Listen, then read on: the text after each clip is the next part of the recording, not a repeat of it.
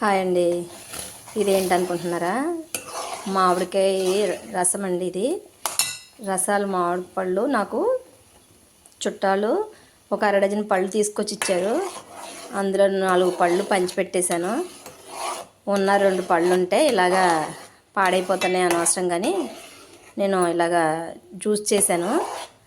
దాంట్లో కాస్త బెల్లం వేసుకొని కాస్త యాలక్కాయ పొడి వేసేసుకొని చక్కగా మామిడి తాండ్ర చేసేసుకుందామని నేను అనుకున్నానండి.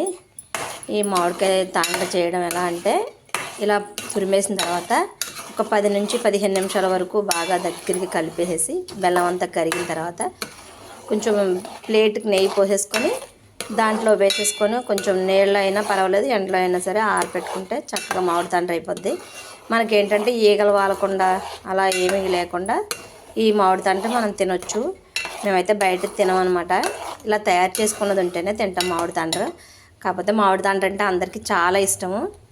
ఈ మామిడి పళ్ళు తినకుండా ఇప్పుడు కొత్త పళ్ళల్లో మీరు మామిడి తాండ్ర చేస్తున్నారేంటి అని అనుకుంటారేమో ఒకళ్ళు మీరు.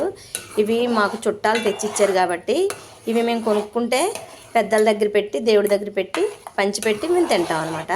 మేము ఇవి కొనుక్కున్నవి కాదు కదా, చుట్టాలు తెచ్చిచ్చారని నేను ఈ మామిడి పళ్ళ దాంతో ఇలా తయారు చేస్తాను. అది కూడా ఇప్పుడు తినం మేము దేవుడికి పెద్దలకు పెట్టుకున్న తర్వాత ఆ పళ్ళు పంచిపెట్టిన తర్వాత ఇది ఎప్పుడో చక్కగా ఆరబెట్టుకొని పక్కగా స్టోర్ చేసేసుకొని అప్పుడు తింటాం అనమాట. అప్పుడు దాకా మేము ఇది తినము.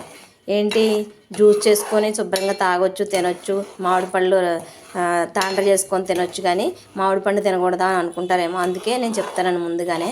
మేమైతే పళ్ళు తెచ్చుకున్న తర్వాత చక్కగా దేవుడికి పెద్దలకు పెట్టుకొని గుళ్ళల్లో ఇచ్చి అప్పుడు మేము మామిడి పళ్ళు తింటాము. అప్పుడు దాకా తినము. అది మన కష్టార్జితంతోనే తెచ్చుకొని పెట్టుకోవాలి కాబట్టి మేము ఇంకా తేలేదు. అందాక ఇలాగా తయారు చేస్తున్నాను.